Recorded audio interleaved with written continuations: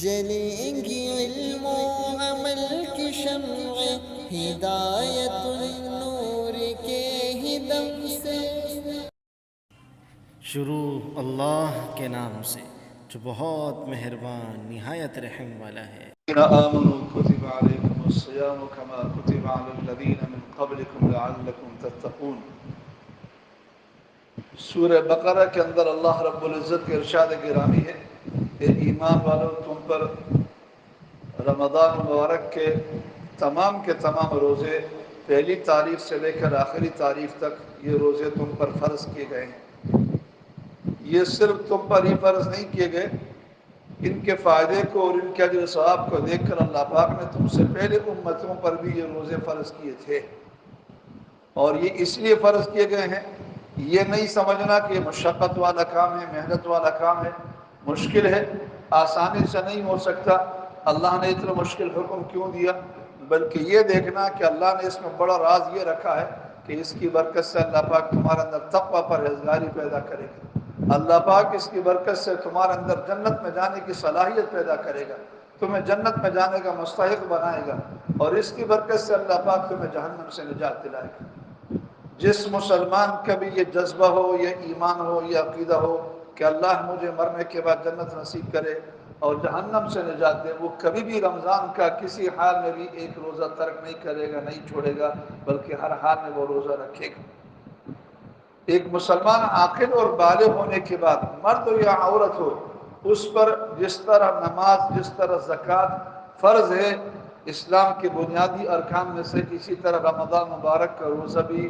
اسلام کے بنیادی ارکان میں سے ضروری اور فرض ہے۔ اس لیے ضروری ہے مسلمان پر کہ روزے رکھنے کا اہتمام کرے۔ نبی کریم صلی اللہ علیہ وسلم کی مشہور حدیث مبارکہ ہے، تقریباً ہر مسلمان، خصوصاً نمازی مسلمان جانتا ہے کہ دین اسلام کی بنیاد 5 چیزوں پر ہے۔ سب سے پہلی چیز کلمہ شہادت ہے، کلمہ طیبہ ہے، لا الہ الا اللہ، پھر اس کے بعد نماز ہے، پھر اس کے بعد زکوٰۃ ہے، پھر اس کے بعد روزہ ہے، پھر اس کے بعد حج بیت اللہ۔ ان 5 چیزوں کو نبی کریم صلی اللہ علیہ وسلم کے دین کی بنیاد، دین کا اساس فرمایا ہے، اور آپ صلی اللہ علیہ وسلم کی اس ارشاد مبارکہ کی وضاحت کرتے ہوئے علماء نے ہمیں سمجھایا ہے کہ آپ صلی اللہ علیہ وسلم یہ بتانا چاہتے ہیں کہ جس طرح ایک عمارت ہوتی ہے اور ایک مکان ہوتا ہے اور اس کے کچھ ستون ہوتے ہیں جن ستونوں پر وہ عمارت قائم ہوتی ہے، اسی طرح دین اسلام کے کچھ ستون ہیں، ان ستونوں پر یہ عمارت قائم ہے۔ اگر ایک آدمی روزہ دار بھی ہے، نمازی بھی ہے، زکوٰۃ بھی دیتا ہے اور حج بقدر استطاعت کرتا ہے، تو گویا کہ اس کی ذات کے اندر، اس کی زندگی کے اندر دین کی عمارت قائم و دائم ہے۔ اور اگر ایک آدمی نے کلمہ پڑھا ہوا ہے، نماز نہیں پڑھتا، روزہ نہیں رکھتا، زکوٰۃ نہیں دیتا، تو ٹھیک ہے، اس کی عمارت کی چھت تو قائم ہے لیکن نیچے کے ستون نہیں ہیں، اور جس عمارت کے ستون نہ ہو تو یاد رکھے مضبوط نہیں ہوتی، کسی بھی طوفان سے، کسی بھی ہوا سے، تھوڑی سی ہوا چلے گی، تھوڑے سے طوفان آ جائے گا تو وہ عمارت گر جائے گی، زمین ڈھیر ہو جائے گی۔ بالکل اسی طرح اگر ایک مسلمان آدمی کلمہ طیبہ تو پڑھا ہوا ہے، اپنے آپ کو مسلمان سمجھتا ہے، مسلمان گھرانے کا فرد ہے، اسلامی معاشرے کا فرد ہے، لیکن نماز نہیں پڑھتا، روزہ نہیں رکھتا، زکوٰۃ نہیں دیتا، تو یہ اس کے دین کی عمارت، اس کے دین کے ستون کسی بھی وقت ڈل جائے گا، ختم ہو جائے گا، شیطان اس پر ڈاکہ ڈالے گا اور اس سے ایمان چھین لے گا، اور خدا نہ خواستہ اللہ ہم سب کی حفاظت فرمائے، بغیر ایمان کے دنیا سے چلا جائے گا۔ اس لیے اس نماز کو پڑھنا، اس روزے کو رکھنا کو معمولی نہیں سمجھنا بھائی، یہ جنت میں جانے کا کارڈ ہے۔ اگر آپ کے پاس یہ کارڈ ہوگا تو آپ جنت میں جائیں گے، اگر یہ کارڈ نہیں ہوگا تو آپ جنت میں نہیں جائیں گے۔ قبر کے عذاب سے نجات کا ذریعہ ہے۔ اور ایک سب سے اہم بات میں بتانا یہ چاہتا ہوں، یہ سمجھانا چاہتا ہوں کہ ہم نے قرآن و حدیث کی روشنی میں یہ پڑھا ہے، یہ سنا ہے، یہ سیکھا ہے کہ بھئی کہ انسان اور جانور کے درمیان، انسان اور حیوان کے درمیان اللہ نے فرق عقل کے ذریعے سے رکھا ہے، کہ اس کو سمجھ بوجھ اللہ نے دی ہے، اپنے مالک کو، اپنے رب کو، اپنے کرتے دھرتا کو، اپنے محسن کو، اپنے منعم کو جانتا ہے، پہچانتا ہے، اس کے احسانات کو جانتا ہے، اس کا شکریہ ادا کرتا ہے۔ اور حیوان یہ ساری چیزیں نہیں جانتا، اس کو پتہ نہیں کہ مجھے کھلاتا پلاتا کون ہے، وہ بس چرتا ہے، کھاتا ہے، پیتا ہے اور کچھ نہیں اس کا کام ہے۔ انسان کو اللہ پاک نے عقل و شعور دیا ہے کہ اپنے رب کو، اپنے مالک کو پہچان دے۔ بس جو مسلمان بھی ایمان لایا، اس نے نماز پڑھی، اس نے روزہ رکھا، زکوٰۃ دیا، اس نے اپنے رب کو پہچانا، اس کا شکریہ ادا کیا۔ اور اگر ایک آدمی کلمہ ہی نہیں پڑھتا یا کلمہ پڑھتا ہے لیکن نماز روزے کا اہتمام نہیں کرتا تو اپنے رب کو نہیں جانتا، رب العالمین کو نہیں جانتا، جس نے اس کو پیدا کیا، جس نے اس کو وجود بخشا، اس نے کائنات کو بنایا، ان سب چیزوں کو مانتا ہے لیکن اس کو جانتا نہیں ہے،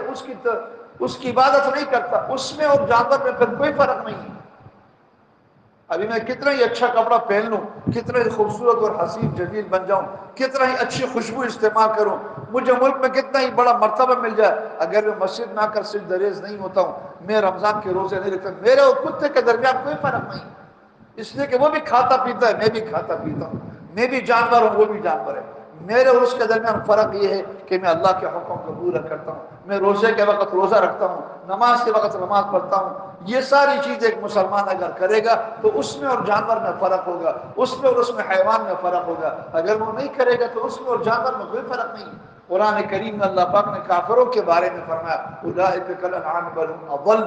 یہ جانور اور چوپایوں کی طرح ہیں بلکہ ان سے بھی گئے گزرے، وہ پھر بھی اپنے مالک کو کسی نہ کسی درجے میں پہچانتے ہیں۔ یہ آدمی جو اللہ کو نہیں مانتا، کلمہ شہادت نہیں پڑھتا، ایک مسلمان جو کلمہ پڑھتا ہے وہ لا الہ الا اللہ پڑھتا ہے لیکن نماز روزے کا اہتمام نہیں کرتا، تو وہ بھی ایسی جانور جس نے اس کو آنکھیں دی، جس نے اس کو دل و دماغ دیا، جس نے اس کو ماں باپ دیا، جس نے اس کو اولاد دیا، اس کو نہیں جانتا، اس کی عبادت نہیں کرنا چاہتا۔ بھائی ضمیر کا تقاضا ہے، میرے اور آپ کے ضمیر کا، عقل کا تقاضا ہے، کسی نے مجھ پر تھوڑا بھی احسان ہو تو مرتے دم تک اس کے احسان کو نہیں بھولوں گا، اس کو ناراض نہیں کروں گا، اس کو ہمیشہ خوش رکھنے کی کوشش کروں گا۔ اللہ نے ہم پر کتنے احسانات کیے آپ سوچیں، میں ابھی سیدھا سادہ ٹھیک ٹھاک بیٹھا ہوں، بول رہا ہوں، یہ اللہ ہی کا کرم، میرے بال بچے، میرے گھر بار، یہ سب اللہ ہی کا دیا ہوا، تو میں اس کے لیے اتنا نہیں کر سکتا ایک مہینہ بھوکا پیاسا رہو، وہ بھی صرف دن کے اندر، اس کو راضی کرنے کے لیے، اس کو خوش کرنے کے لیے۔ عبادہ بن صامت رضی اللہ عنہ کیا فرماتے ہیں؟ آج کل بہت سارے نوجوان، میں نے سنا ایک آدمی نے مجھے خود کہا، نوجوان نے مجھے خود کہا کہ میں نے آج روزہ نہیں رکھا رمضان کا۔ کیوں نہیں رکھا؟ صرف اس وجہ سے کہ میرا 12ویں جماعت کا پرچہ تھا، گرمی تھا، اس وجہ سے میں نے روزہ نہیں رکھا۔ دنیا کی لالچ میں، دنیا کی ڈگری حاصل کرنے کے لیے مسلمان جنت کے کارڈ کو، جنت کے جانے کے ذریعے کو نہیں کرتا، اور اپنے آپ کو مسلمان سمجھتا ہے، اور کلمے کے ساتھ مرنے کی خواہش رکھتا ہے، جنت میں جانے کی خواہش رکھتا ہے، اور رمضان کا روزہ نہیں رکھتا۔ تصور کر سکتے ہیں آپ، اندازہ کر سکتے ہیں۔ عبادہ بن صامت رضی اللہ عنہ فرماتے ہیں کہ ہم نبی کریم صلی اللہ علیہ وسلم کے ہاتھ پر ہاتھ دے کر بیعت کرتے تھے، وعدہ کرتے تھے، اور آپ صلی اللہ علیہ وسلم سے عہد کرتے تھے کہ یا رسول اللہ، آپ کا ہر حال میں کہنا مانیں گے، آپ کی تابعداری کریں گے، آپ کی اتباع کریں گے، آپ کی فرما برداری کریں گے، چاہے ہم پر تنگدستی ہو، چاہے ہم پر فراخی ہو، چاہے ہمارا دل چاہے یا نہ چاہے، ہر حال میں ہم آپ پر کٹ مریں گے۔ یہ مسلمان ہوتا ہے، وہ گرمی سردی کو نہیں دیکھتا، وہ دن چھوٹے بڑے کو نہیں دیکھتا، وہ یہ دیکھتا ہے کہ نبی کا فرمان کیا ہے، اللہ کا فرمان کیا ہے۔ یہ ہے مسلمان، یہ ہے ایمان والا، یہ ہے مسلمان کا جذبہ، یہ ہے مسلمان کی خواہش۔ مجھے تو ہمیشہ میں یہ کہتا ہوں، پھر میں یہ کہہ رہا ہوں، آج جو ہم دنیا کے مصائب اور تکلیفوں میں پڑے ہوئے، اغیار کے ہاتھوں پٹ رہے ہیں، اور ہم تکلیف میں مبتلا ہیں، اور ہم پر ناجائز قسم کی حکومتیں مسلط ہوتی ہیں، اور ہر قسم کی پریشانیاں ہم آتے ہیں، کوئی اور وجہ نہیں، صرف یہی وجہ ہے کہ آج فجر کی نماز دیکھ لے اور کل جو گزر گیا فجر کی نماز دیکھ لے، کتنا فرق ہے۔ تو اللہ کا عذاب نہیں آئے گا، تو پھر بھی اللہ ارحم الراحمین ہے، رحیم و کریم ذات ہے کہ اللہ مہربانی کرتا ہے، درگزر کرتا ہے۔ رمضان کے روزے کتنے مسلمان، آپ شام کو باہر نکلے آپ کو بہت سارے روڈوں پر کھاتے پیتے ملیں گے، نوجوان ہٹے کٹے مسلمان آتے ہیں، اس وجہ سے اللہ کا عذاب نازل ہوتا ہے۔ اس لیے میری گزارش ہے کہ بھائی کہ رمضان کے روزے کو ایسا ہی اپنے اوپر ضروری لازمی سمجھو جیسے کہ آپ سانس لینے کو اپنے لیے ضروری لازمی سمجھتے ہیں، کہ میرے سانس اگر نہیں ہوگا تو میری زندگی نہیں ہوگی، میرا روزہ نہیں ہوگا تو میرا ایمان نہیں ہوگا، میں اللہ کو منہ دکھانے کے قابل نہیں ہوں گا۔ حضرت مولانا اشرف علی تھانوی صاحب اللہ مرقدموں نے لکھا ہے، رمضان مبارک کا روزہ رکھنا اور نہ رکھنا، رمضان کا روزہ رکھنا اور نہ رکھنا، یہ اللہ کے علاوہ کسی کو معلوم نہیں ہوتا۔ ایک آدمی چوری چھپے کھا سکتا ہے، پی سکتا ہے، اور لوگوں کے سامنے بھی کھا پی سکتا ہے، کون اس سے لڑے گا، کون اس سے جھگڑا کرے گا۔ روزہ صرف اور صرف وہی رکھے گا جس کے دل میں اللہ کی محبت ہو، جو اللہ کو جانتا ہو، روزہ صرف اور صرف وہی رکھے گا جو موت کا یقین رکھتا ہو، روزہ صرف اور صرف وہی رکھے گا جو قبر میں عذاب سے ڈرتا ہو، روزہ صرف اور صرف وہی رکھے گا جو محشر کے میدان میں اللہ کے سامنے کھڑا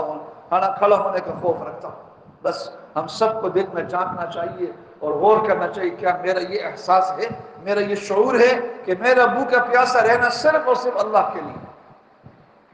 ایک آدمی کبھی کبھار اس لیے روزہ نہیں رکھتا کہ میں سحری بھلے اٹھ سکا۔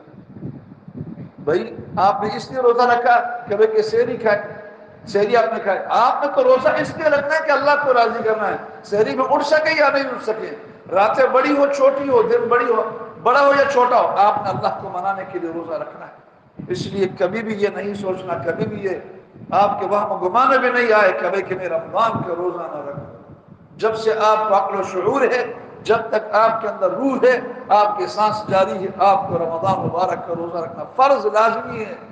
میں نے تو یہاں تک پڑھا ہے، حضرت مولانا شفیع تھانوی صاحب نور اللہ مرقدہ نے فرمایا، نبی کریم صلی اللہ علیہ وسلم نے جو یہ فرمایا ہے کہ 7 سال کا بچہ ہو جائے تو اسے نماز پڑھنے کا حکم دو، 10 سال کا ہو جائے تو اسے مار کر نماز پڑھواؤ۔ فرمایا کہ روزے سے متعلق بھی ہے، اس لیے کہ فرضیت رکنیت میں کوئی فرق نہیں ہے۔ جیسے اللہ کے یہاں نماز سے متعلق باس پرس ہوگی، روزے سے متعلق بھی باس پرس ہوگی۔ تو اس لیے بچہ جب 7 سال کا ہو جائے تو اس کو بولو روزہ رکھ،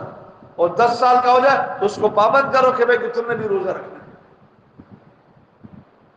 یہ ایک عام آدمی نہیں کہہ رہا، علماء، صلحاء، اتقیاء پر جو دین کے جاننے والے، پڑھنے والے، جو میرے آپ کے آخرت کے اعتبار سے بڑے خیر خواہ ہیں، وہ ہمیں سمجھا رہے ہیں کہ تم تو جوان آخر بالغ ہو، تم پر تو ہے ہی ہے، لازمن ہے اپنے گھرانے کا ماحول ایسا بناؤ کہ چھوٹے چھوٹے بچے ہوں گے تمہارے گھر میں روزے سے ہوں گے۔ اور تھوڑی دیر کے لیے یہ سوچو، اگر ایک تمہارے گھر میں پورے سارے کے سارے افراد روزے سے ہوں تو اللہ کی رحمت کتنی برستی ہوگی۔ رمضان مبارک کا مہینہ ہوگا، راتیں ہوں گی، دن ہوگا، لمحات ہوں گے، سحر و افطار کا وقت ہوگا، اور تم اللہ کی رضا کے لیے ہاتھ اٹھا کر اللہ سے سارے گھرانے والے بیٹھے ہوں گے تو کیا ہوگا؟ عبداللہ ابن عمر رضی اللہ عنہ سے متعلق میں نے پڑھا ہے کہ افطار کے وقت سارے گھر والوں کو جمع فرماتے، کچھ وقت پہلے سب گھر والے ہاتھ اٹھاتے اللہ کے بارگاہ میں دعا کرتے، اپنے گناہوں کا اعتراف کرتے ہیں، یا اللہ تیری رحمت ہمارے گناہوں سے وسیع ہے، ہم سب کو بخش دے۔